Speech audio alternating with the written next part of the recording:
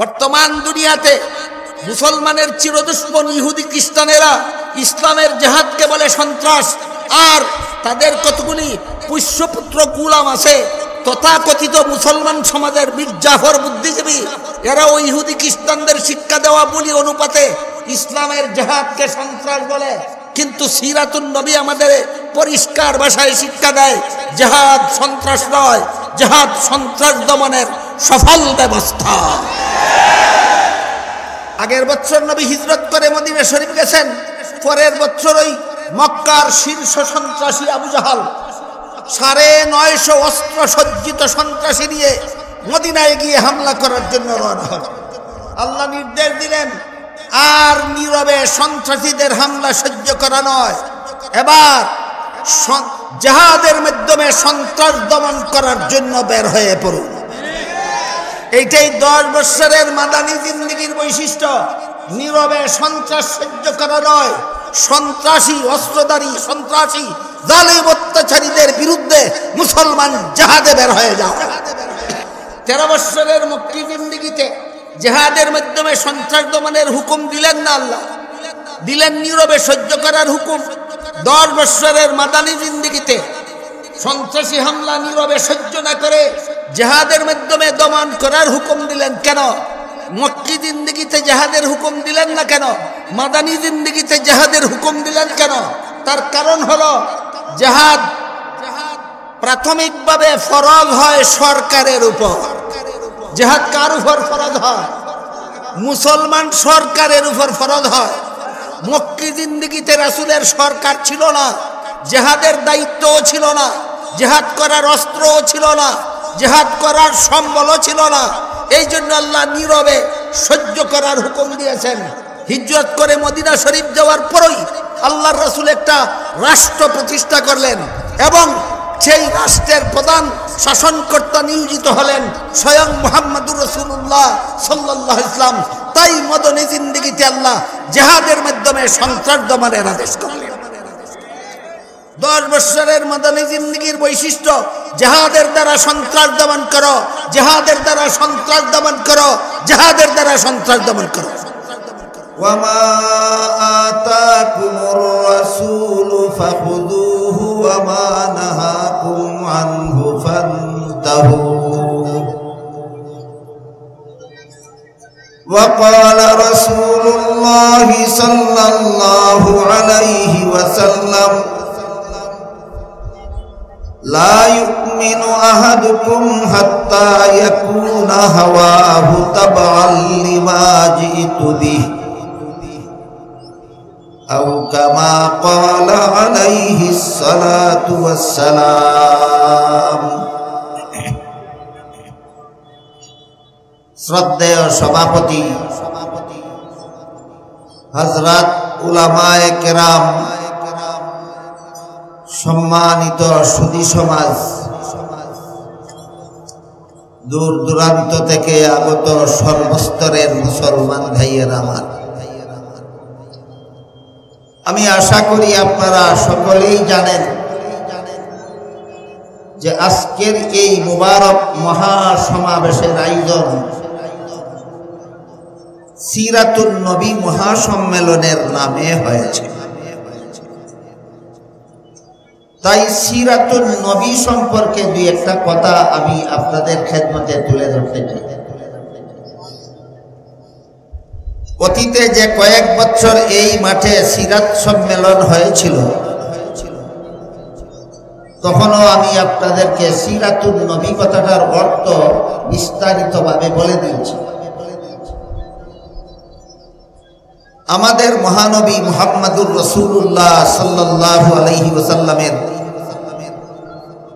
63 বছরের পবিত্র জীবন ইতিহাসকে সিরাতুন নবী বলা।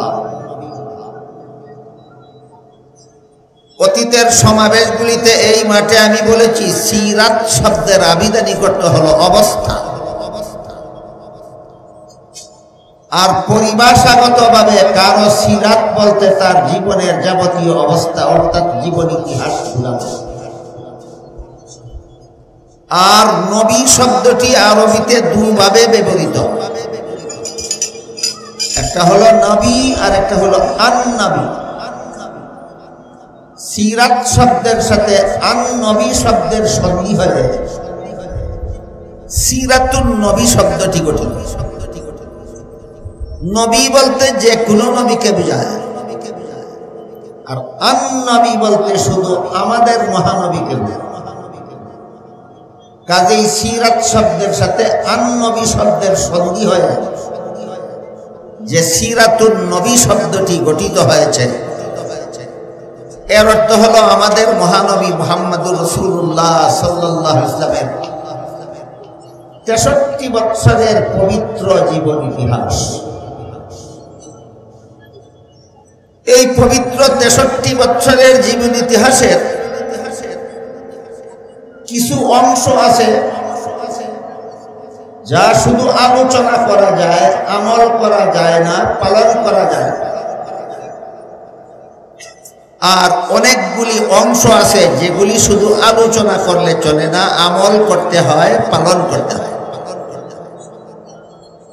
তাই আমরা যদি বিস্তারিতভাবে বুঝতে চাই যে সিরাতুন নবীর কোন অংশ শুধু আলোচ্য, পালনীয় নয়,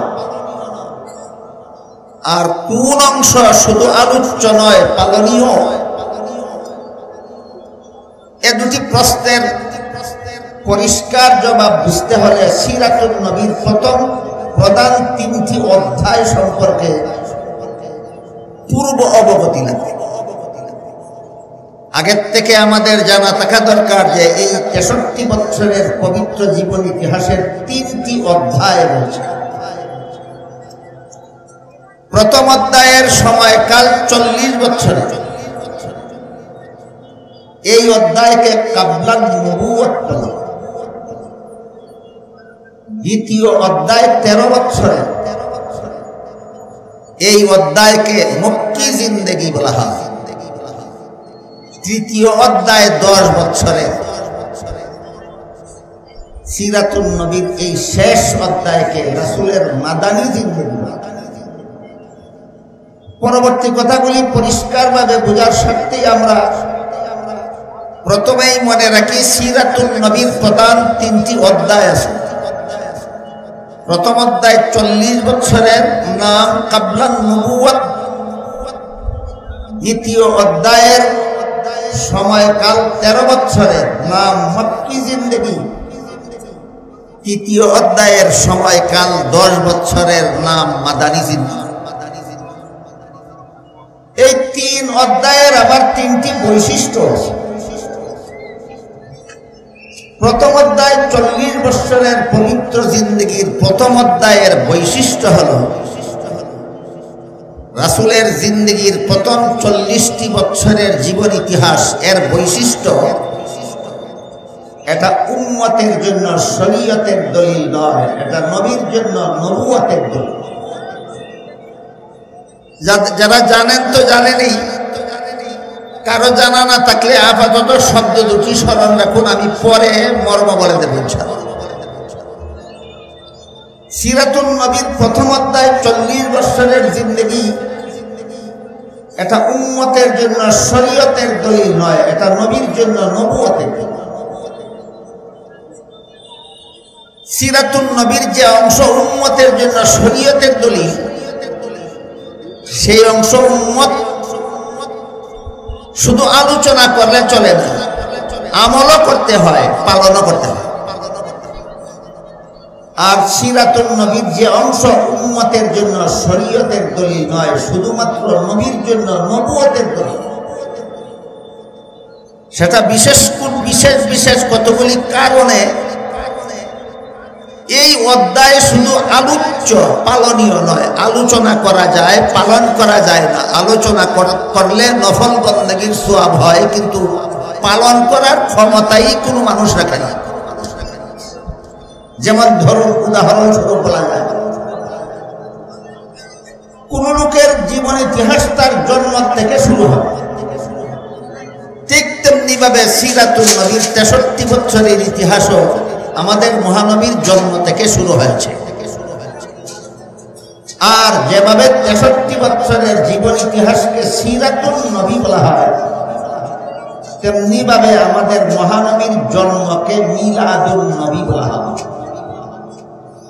সিরাতুন নবীকে একটু পরিষ্কারভাবে বোঝার জন্যই পরিভাষাগুলি আমাদের মনে রাখা দরকার যে 63 বছরের জীবন ইতিহাসের নাম সিরাতুন নবী আর নবীর জন্মের নাম মিলাদুন নবী। মহানবী মুহাম্মদুর রাসূলুল্লাহ সাল্লাল্লাহু আলাইহি ওয়াসাল্লামের পবিত্র জন্মকে মিলাদুন নবী বলা হয়। রাসূলের জন্মকালীন বেশ কিছু কথাবার্তা, বেশ কিছু অবস্থা, বেশ কিছু ঘটনাবলী এমন আছে যা আলোচনা করলে নফল ইবাদতের সওয়াব হয়, আলোচনা করলে নবুয়তের প্রমাণ পাওয়া যায়, আলোচনা করলে ঈমান তাজা হয়, আলোচনা করলে অমুসলিমদের ইসলাম গ্রহণের প্রেরণা জাগ্রত হয়, কিন্তু পালন করার সাধ্য কোনো মানুষের না। এর একটি উদাহরণ রাসূল করিম সাল্লাল্লাহু আলাইহি ওয়াসাল্লাম মায়ের গর্ভ থেকে ভূমিষ্ঠ হওয়ার সাথে সাথে আল্লাহর শুকরিয়া আদায় করে দোয়া করেছেন। রাসূল করিম সাল্লাল্লাহু আলাইহি ওয়াসাল্লাম মায়ের গর্ভ থেকে খতনাকৃত অবস্থায় ভূমিষ্ঠ হয়েছেন। রাসূল করিম সাল্লাল্লাহু আলাইহি ওয়াসাল্লাম মায়ের গর্ভ থেকে নার কাটা অবস্থায় ভূমিষ্ঠ হয়েছে। বুঝে থাকলে একটু দয়া করে বলুন, খতনাকৃত অবস্থায় ভূমিষ্ঠ হওয়া, নার কাটা অবস্থায় ভূমিষ্ঠ হওয়া, ভূমিষ্ঠ হওয়ার সাথে সাথে আল্লাহর শুকরিয়া আদায় করে দোয়া করা আর কোনো মানুষের পক্ষে সম্ভব না, একমাত্র মহানবীর পক্ষে সম্ভব। তাহলে ঘটনাগুলি কার জন্য, কিসের দলিল? যদি উম্মতের জন্য শরীয়তের দলিল হতো, উম্মতকেও খতনাকৃত অবস্থায় জন্ম হওয়ার ঘটনা অনুকরণ করতে হতো, পালন করতে হতো। যদি ঘটনা উম্মতের জন্য শরীয়তের দলিল হতো, উম্মতকেও নার কাটা অবস্থায় ভূমিষ্ঠ হওয়ার ঘটনা পালনীয় হতো। যদি উম্মতের জন্য শরীয়তের দলিল হতো, উম্মতকেও ভূমিষ্ঠ হওয়ার সাথে সাথে শুকরিয়া আদায় করে দোয়া করতে হতো। আযান হচ্ছে, যতক্ষণ আযান হবে ততক্ষণ আমরা নীরবতা পালন করব। এটাই ইসলামে নীরবতা পালনের একটা সম্মান।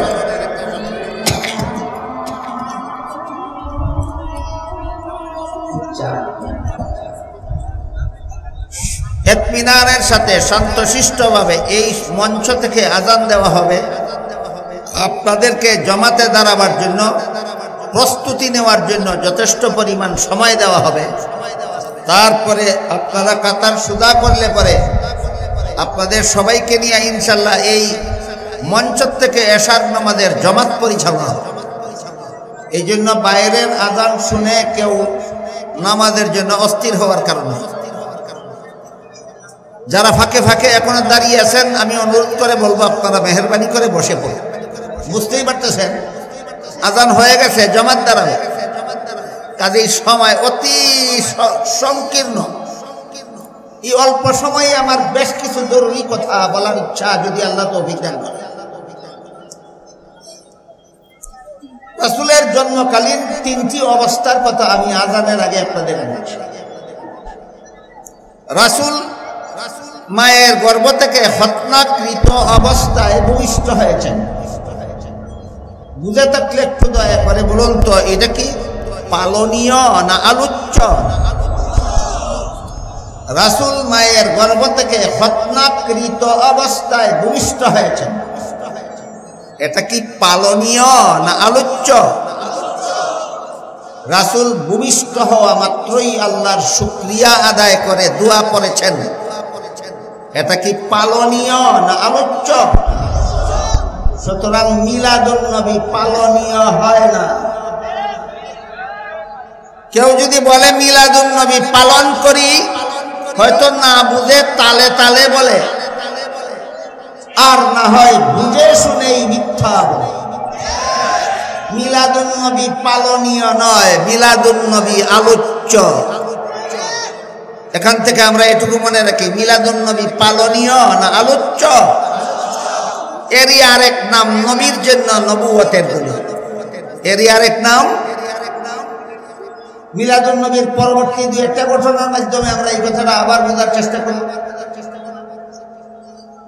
রাসূল করিম সাল্লাল্লাহু আলাইহি ওয়াসাল্লাম মা আমেনার গর্ভ থেকে ভূমিষ্ঠ হয়েছিলেন, কিন্তু দুধ পান করেছিলেন হালিমা সাদিয়া রাদিয়াল্লাহু আনহা।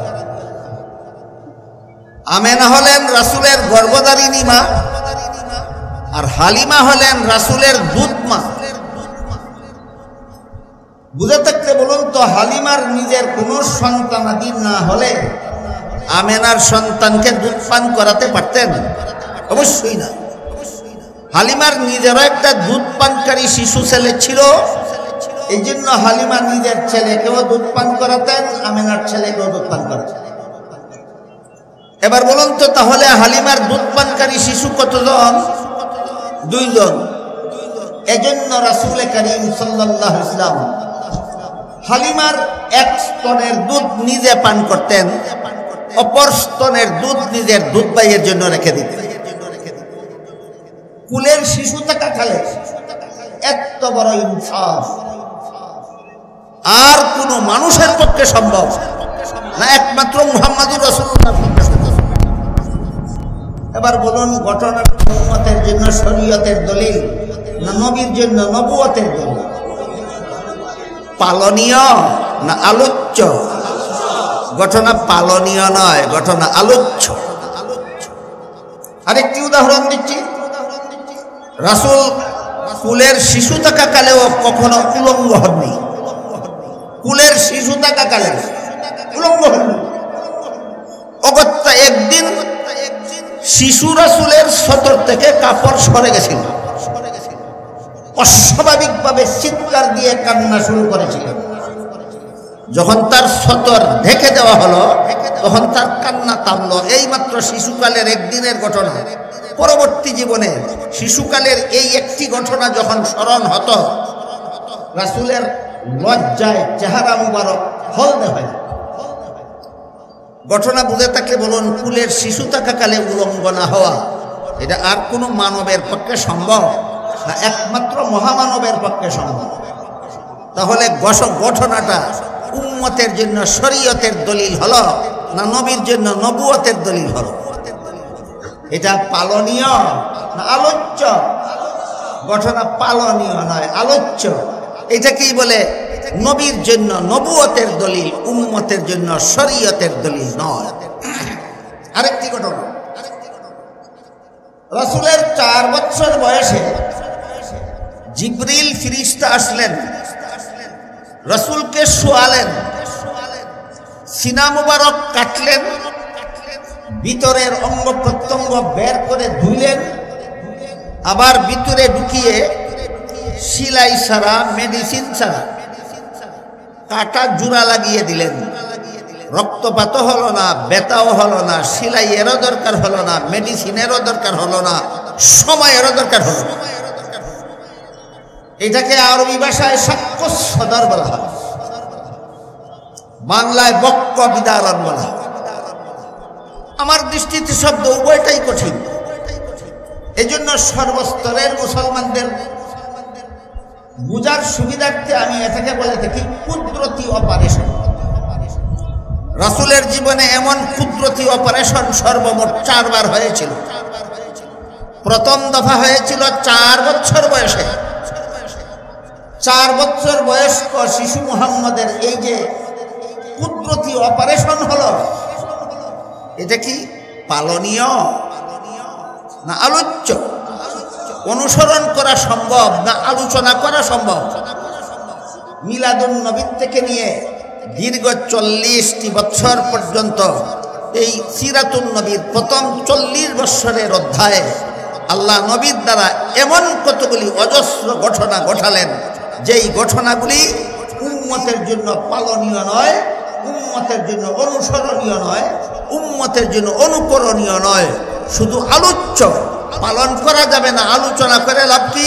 এই প্রশ্ন যদি কারো মনে জাগে, সিরাতুন নবীর যে অংশ পালন করা যাবে না, আলোচনা করে লাভ কি? এই প্রশ্ন যাদের মনে জাগে তাদের প্রশ্নের জবাব কয়েকটা। 1 নম্বর, আলোচনার দ্বারা নফল ইবাদতের সওয়াব। 1 নম্বর আলোচনার দ্বারা নফল ইবাদতের ফল, 2 নম্বর আলোচনার দ্বারা সিরাতুন নবী সম্পর্কে জ্ঞান লাভ হয়, 3 নম্বর আলোচনার দ্বারা মুমিনের ঈমান তাজা হয়, 4 নম্বর আলোচনার দ্বারা বেঈমান কাফিরের জন্য নবীর নবুয়তের প্রমাণ হয়। আমি কি বুঝাতে পারলাম আপনাদেরকে? সিরাতুন নবীর যে অংশ পালনীয় নয়, আলোচ্য, সেই অংশের আলোচনা অনর্থক না উপকারিতা আছে? একটা দুইটা না, অনেকগুলি।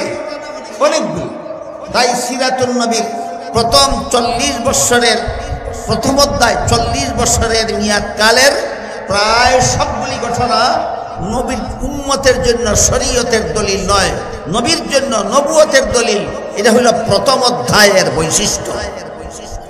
এখানে আরেকটা প্রশ্ন কারো মনে জাগতে পারে যে আল্লাহর রাসূল জীবনের প্রথম বিয়ে করেছিলেন 25 বছর বয়সে। এটা কি প্রথম অধ্যায়ের 40 বছরের ভিতরে হলো না বাইরে হলো?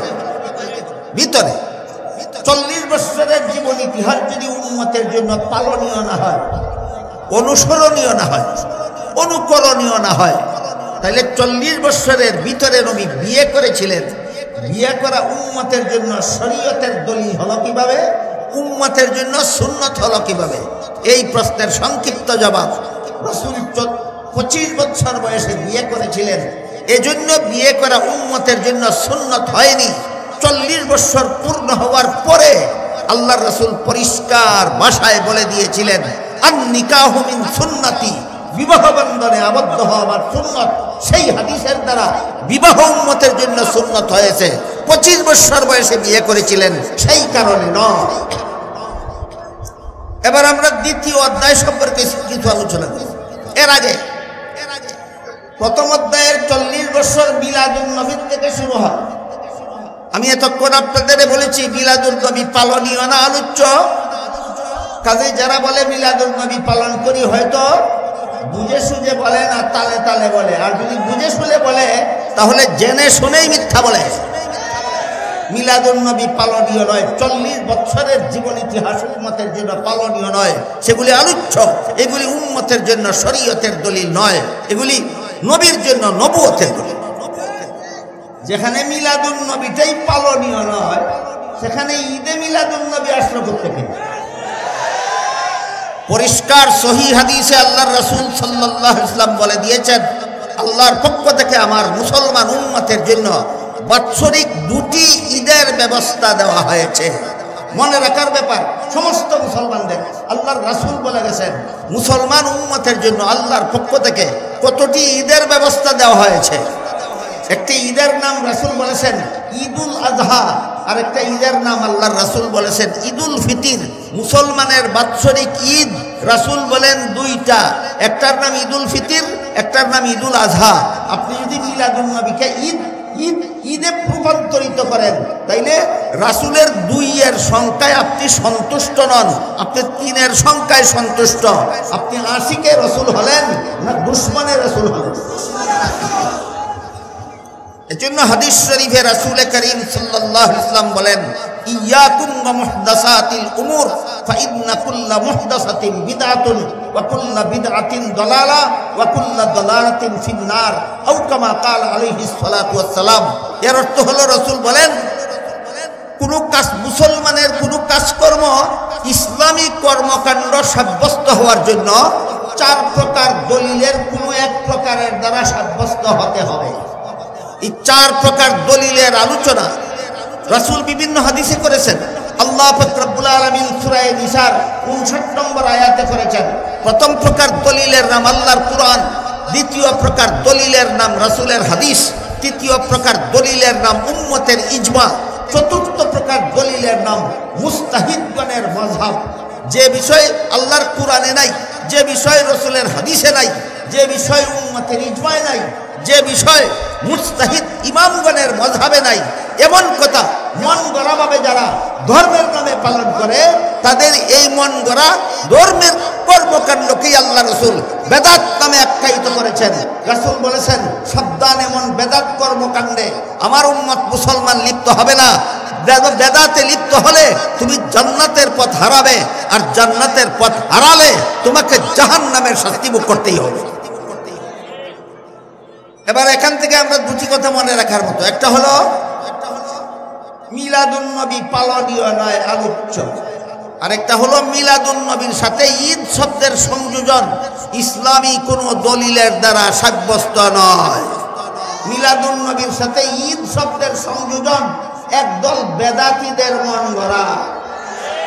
মিলাদুন নবীর সাথে ঈদ শব্দের সংযোজন একদল বেদাতীদের মন গড়া। এমন মন গড়া কাজকে এই হাদিস শরীফে আল্লাহ রাসূল বেদাত বলেছেন।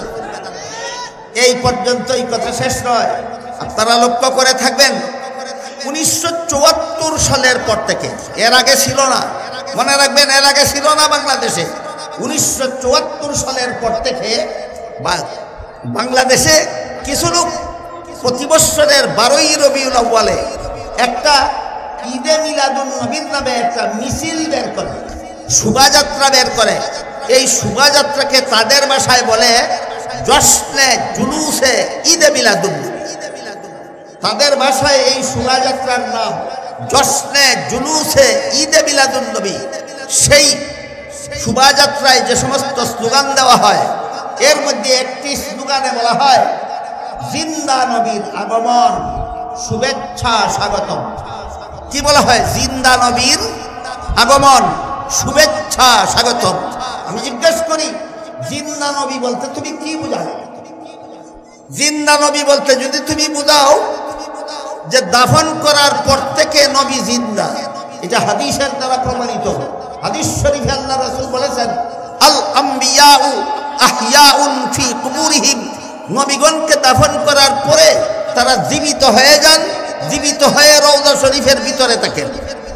তাহলে তুমি যদি জিন্দা নবী বলতে বুঝাও যে দাফনের পর থেকে জিন্দা, তাহলে আগমন কোথায় পাইলা? যে হাদিসে আছে আল্লাহ রাসূল বলেছেন দাফনের পরে নবী জিন্দা, সেই হাদিসে আছে আগমন না, রওজা শরীফে অবস্থান। বলুন, যে হাদিসে নবীকে জিন্দা বলা হয়েছে, সেই হাদিসে নবীকে কোন মিছিলে আগমন করেন বলা হয়েছে, না রওজা শরীফে অবস্থান করেন বলা হয়েছে? তাহলে স্লোগানটা হাদিস সাপেক্ষ না হাদিস বিরোধী? হাদিস বিরোধী। আর যদি বলো আমরা জিন্দা নবী বলতে বুঝিয়েছি যে নবী চিরকাল জিন্দা, অতীতেও নবীর কোনোদিন মরণ হয়নি, ভবিষ্যতেও কোনোদিন মরণ হবে না, তাহলে এই স্লোগান নিঃসন্দেহে কুফরি। এই স্লোগান নিঃসন্দেহে কুফরি। কারণ আল্লাহ পবিত্র কোরআনে আমাদের মহানবীকে সম্বোধন করে বলেন ইন্নাকা মাইয়িতুন ওয়া ইন্নাহুম মাইয়িতুন। হে মুহাম্মদুর রাসূলুল্লাহ সাল্লাল্লাহু আলাইহি ওয়াসাল্লাম, নিশ্চয়ই আপনি মরণশীল, নিশ্চয়ই আপনি মরণশীল। বলুন, কোরআনে আল্লাহ আমাদের নবীকে মরণশীল বলেছেন কিনা? তাহলে আল্লাহ বলেন মরণশীল, তুমি বলো চিরঞ্জীব। তোমার স্লোগান কোরআনের পক্ষে না বিরুদ্ধে? তোমার স্লোগান আল্লাহর পক্ষে না বিরুদ্ধে? জমানার অবস্থা এমন ধারণ করেছে, এইভাবে যারা প্রকাশ্যে আল্লাহর বিরুদ্ধে স্লোগান দেয়, আল্লাহর কোরআনের বিরুদ্ধে স্লোগান দেয়, নবীর বিরুদ্ধে স্লোগান দেয়, নবীর হাদিসের বিরুদ্ধে স্লোগান দেয়, এরা নিজেদেরকে নিজেরা ভুয়া সুন্নি নামে প্রচার করে। এরা আসল সুন্নি নয়, সুন্নি নামের দুঃখাবাস। বুঝে থাকলে বলুন, কোরআন বিরোধী স্লোগান যারা দেয়, আল্লাহ বিরোধী স্লোগান যারা দেয়, হাদিস বিরোধী স্লোগান যারা দেয়, রাসূল বিরোধী স্লোগান যারা দেয়, সত্যই আশিকে রাসূল না আশিকে রাসূলের শ্রদ্ধাবরণে দুঃখাবাস। এরা আসলেই সুন্নি নয়, এরা সুন্নি নামের দুঃখাবাস। এই হলো সিরাতুন নবীর প্রথম অধ্যায় সম্পর্কে যৎকিঞ্চিত আলোচনা। এবার সিরাতুন নবীর দ্বিতীয় অধ্যায়। প্রথম অধ্যায়ের সমাপ্তিতে রাসূল করিম সাল্লাল্লাহু আলাইহি ওয়াসাল্লামের কাছে কোরআন নাজিল শুরু হলো। 40 বছর পূর্ণ হওয়ার পর রাসূলের কাছে কোরআন নাজিল শুরু হলো। কোরআন নাজিল শুরু হলো। দীর্ঘ 23 বছরে 30 পারা কোরআন নাজিল হয়েছে। এই 23 বছরে প্রায় 10 লক্ষ হাদিস কোরআনের ব্যাখ্যা স্বরূপ আল্লাহ রাসূলের কাছে পাঠিয়েছেন। উলামায়ে কেরামদের উদ্দেশ্যে উলামায়ে কেরামদের জানাই আছে মাদ্রাসার ছাত্রদের উদ্দেশ্যে বলি এবং যারা আলেমনন মাদ্রাসার ছাত্র নান তাদের উদ্দেশ্যে বলি, আল্লাহ নবীর কাছে ওহী পাঠানো শুরু করেন দ্বিতীয় অধ্যায়ের শুরুতে, প্রথম অধ্যায়ের শেষ ভাগে। এই ওহী দুই প্রকার, এক প্রকার ওহীর নাম কোরআন আর এক প্রকার ওহীর নাম হাদিস। সুতরাং কোরআনও আল্লাহর ওহী, রাসূলের হাদিসও আল্লাহর ওহী। এই ওহী রাসূলে করিম কোরআন এবং হাদিস রাসূলের কাছে প্রথম অধ্যায়ে নাজিল হয়েছে না দ্বিতীয় অধ্যায়ে? 30 পারা কোরআনে আর প্রায় 10 লক্ষ হাদিসে ইসলামের যাবতীয় বিধিবিধান নিহিত রয়েছে, প্রত্যক্ষভাবে অথবা পরোক্ষভাবে। 30 পারা কোরআনে আর 10 লক্ষ হাদিসে প্রত্যক্ষভাবে অথবা পরোক্ষভাবে ইসলামের যাবতীয় বিধিবিধান বলুন কোথায় আছে? কোরআনে আর হাদিসে আছে। কোরআন হাদিসের বাইরে ইসলামের কোনো বিধিবিধান নাই। এই কোরআন জন্মের দিনে নাজিল হয়েছিল না সিরাতুন নবীর শেষ ভাগে? কোরআন নবীর জন্মের দিন নাজিল শুরু হয়েছিল না সিরাতুন নবীর শেষ ভাগে?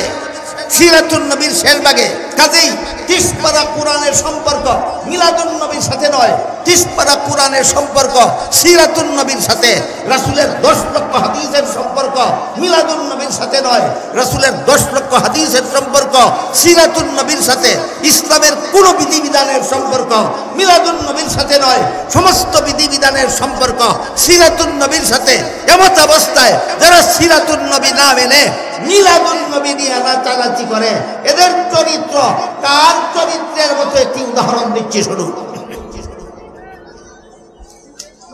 রাসূল করিম সাল্লাল্লাহু আলাইহি ওয়াসাল্লামের এক চাচার নাম ছিল আবু লাহাব। হয়তো আপনারা অনেকেই জানেন, কেউ হয়তো নাও জানতে পারে। যাদের জানা নাই তারা আজকে থেকে মনে রাখুন, রাসূলের এক আপন চাচার নাম ছিল আবু লাহাব। রাসূলের জন্মের দিন, রাসূলের জন্মকে কি বলা হয়? মিলাদুন নবী। রাসূলের জন্মকে কি বলা হয়? মিলাদুন নবী। রাসূলের জন্মের দিন আবু লাহাব রাসূলের জন্মে খুশি হয়ে দুটি আঙ্গুল দ্বারা ইশারা করে তার বান্দি সুয়াইবাকে আজাদ করে দিয়েছিল, স্বাধীন করে দিয়েছিল। ঘটনা বুঝে থাকলে বলুন, আবু লাহাব নবীর জন্মে দুঃখী ছিল না আনন্দিত ছিল? কোরআন গ্রহণ করেছিল, হাদিস গ্রহণ করেছিল, ইসলামের বিধান গ্রহণ করেছিল। মিলাদুন নবীতে খুশি, নবীর জন্মে খুশি। কোরআন মানে না, নবীর জন্মে খুশি। হাদিস মানে না, নবীর জন্মে খুশি। ইসলামের বিধান মানে না। এই চরিত্র সুন্নিদের হয় না, এই চরিত্র আবু লাহাবের হয়।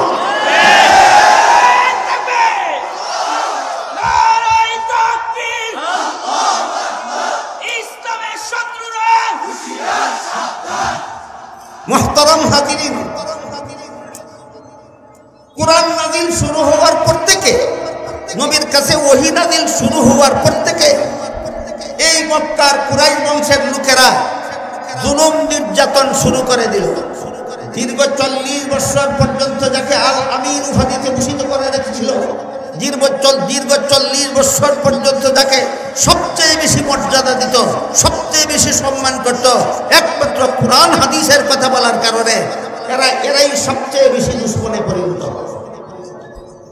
তখনকার সময়ের একটি ঘটনা বলছি।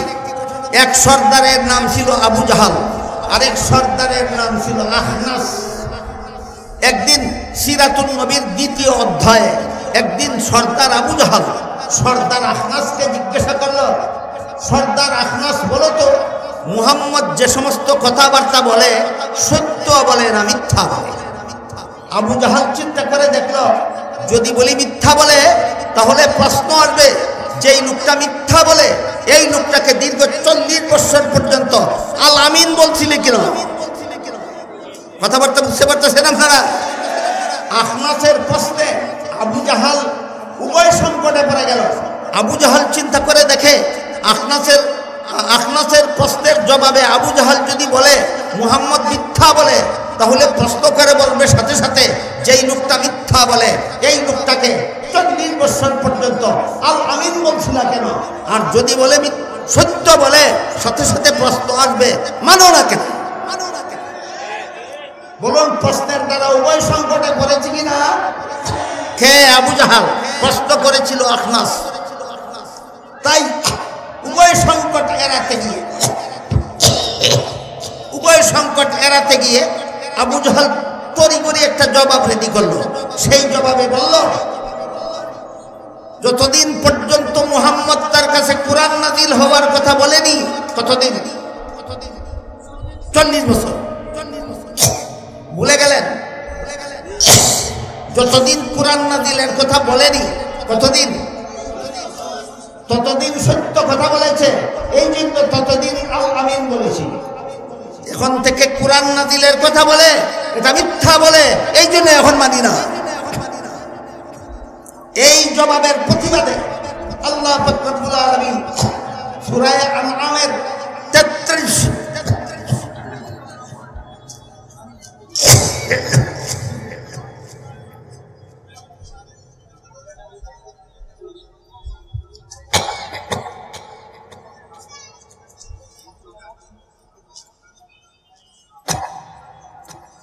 আবু জাহেলের এই জবাবের প্রতিবাদে আল্লাহ সূরা আনআমের 33 নম্বর আয়াত নাযিল করে বলেন, قد نعلم إنه ليحزنك الذي يقولون فإنهم لا يكذبونك ولكن الظالمين بآيات الله يجحدون। হে রাসূল করিম সাল্লাল্লাহু আলাইহি ওয়াসাল্লাম, আবু জাহেলের জবাবে আপনি ব্যথিত হয়েছেন। লক্ষ্য করে দেখুন, আবু জাহাল আপনার কথাকে মিথ্যা বলে।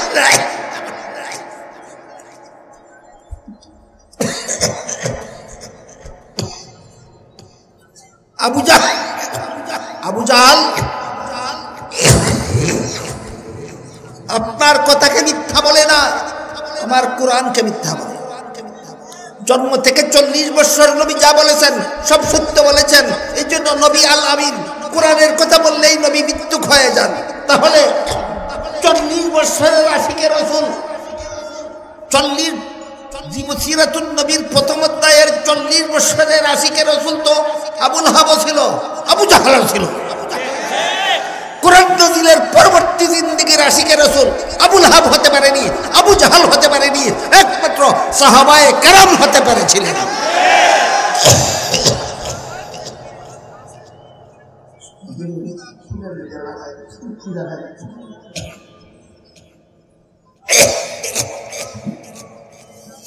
এখান থেকে শুরু হলো সংঘাত। এখান থেকে দীর্ঘ 40 বছর যারা রাসূলকে আল আমিন বলেছিল, রাসূলকে সবচেয়ে বেশি মর্যাদা দিত, তাদের উপর অমানবিক জুলুম অত্যাচার শুরু করে দীর্ঘ 13 বছর পর্যন্ত জুলুম অত্যাচার করেছে। এই অত্যাচারের বিবরণ দিয়ে শেষ করার মতো সময় নেই। আল্লাহর পক্ষ থেকে নির্দেশ ছিল, অত্যাচারের প্রতিশোধ দিতে যাবেন না, অত্যাচারের জবাব দিতে যাবেন না, অত্যাচারের প্রতিবাদ করতে যাবেন না, সম্পূর্ণ নীরবে সহ্য করুন। আল্লাহর নির্দেশে সিরাতুন নবীর 2য় অধ্যায়ের 13 বছরের মক্কি জিন্দেগিতে একতরফাভাবে সন্ত্রাসীদের হামলা নবী এবং তার সঙ্গী সাথীরা সহ্য করে চলেছেন।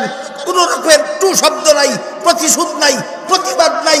এটা হলো সিরাতুন নবীর 2য় অধ্যায়ের বৈশিষ্ট্য।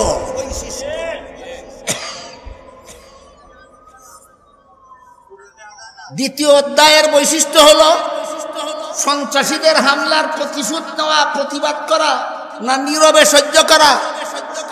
নীরবে সহ্য করা, এটা ছিল সিরাতুন নবীর 2য় অধ্যায়ের 13 বছরের জিন্দেগির বৈশিষ্ট্য। আগের 40 আর পরের 13, 53 বছর বয়সে আল্লাহ হুকুম দিলেন, এবার মক্কা ছেড়ে হিজরত করে মদিনা শরীফ চলে যান। আল্লাহর হুকুমে রাসূল তার সঙ্গী সাথী মুসলমানদের নিয়ে 53 বছর বয়সে মক্কা শরীফ থেকে হিজরত করে মদিনা শরীফ চলে গেলেন। শুরু হলো সিরাতুন নবীর কত নম্বর অধ্যায়? 3য় নম্বর অধ্যায়। এই অধ্যায়ের শিরোনাম 10 বছরের মাদানী জিন্দেগি। 10 বছরের মাদানী জিন্দেগি। আগের বছর নবী হিজরত করে মদিনা শরীফ গেছেন, পরের বছর ওই মক্কার শীর্ষ সন্ত্রাসী আবু জাহাল 950 অস্ত্র সজ্জিত সন্ত্রাসী নিয়ে মদিনায় গিয়ে হামলা করার জন্য রওনা হল। আল্লাহ নির্দেশ দিলেন, আর নীরবে সন্ত্রাসীদের হামলা সহ্য করা নয়, এবার জিহাদের মাধ্যমে সন্ত্রাস দমন করার জন্য বের হয়ে পড়ুন। এইটাই 10 বছরের মাদানী জিন্দেগীর বৈশিষ্ট্য। নীরবে সন্ত্রাস সহ্য করা নয়, সন্ত্রাসী অস্ত্রধারী সন্ত্রাসী জালিম অত্যাচারীদের বিরুদ্ধে মুসলমান জিহাদে বের হয়ে যাও।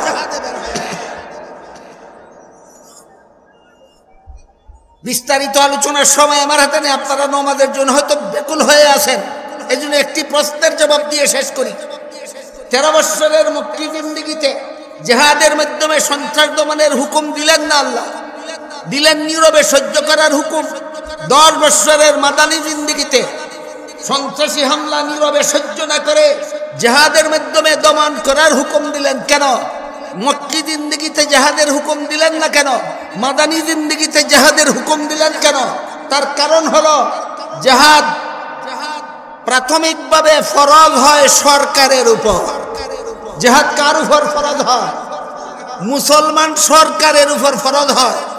মক্কি জিন্দেগিতে রাসূলের সরকার ছিল না, জিহাদের দায়িত্বও ছিল না, জিহাদ করার অস্ত্রও ছিল না, জিহাদ করার সম্বলও ছিল না। এই জন্য আল্লাহ নীরবে সহ্য করার হুকুম দিয়েছেন। হিজরত করে মদিনা শরীফ যাওয়ার পরই আল্লাহর রাসূল একটা রাষ্ট্র প্রতিষ্ঠা করলেন এবং সেই রাষ্ট্রের প্রধান শাসনকর্তা নিয়োজিত হলেন স্বয়ং মুহাম্মদুর রাসূলুল্লাহ সাল্লাল্লাহু আলাইহি ওয়াসাল্লাম। তাই মদনী জিন্দেগিতে আল্লাহ জিহাদের মাধ্যমে সন্ত্রাস দমনের আদেশ করলেন। 10 বছরের মদনী জিন্দেগির বৈশিষ্ট্য জিহাদের দ্বারা সন্ত্রাস দমন করো, জিহাদের দ্বারা সন্ত্রাস দমন করো, জিহাদের দ্বারা সন্ত্রাস দমন করো। আপনারা অধৈর্য না হলে 1-1.5 মিনিটে আরেকটি প্রশ্নের জবাব দিয়ে শেষ করতে চাই। সেটা হলো, বর্তমান দুনিয়াতে মুসলমানের চিরদুশ্মন ইহুদি খ্রিস্টানেরা ইসলামের জিহাদকে বলে সন্ত্রাস, আর তাদের কতগুলি পুষ্যপুত্র গোলাম আছে তথাকথিত মুসলমান সমাজের বীর জাফর বুদ্ধিজীবী, এরা ওই ইহুদি খ্রিস্টানদের শিক্ষা দেওয়া বলি অনুপাতে ইসলামের জিহাদকে সন্ত্রাস বলে। কিন্তু সিরাতুন নবী আমাদের পরিষ্কার ভাষায় শিক্ষা দেয় জিহাদ সন্ত্রাস নয়, জিহাদ সন্ত্রাস দমনের সফল ব্যবস্থা।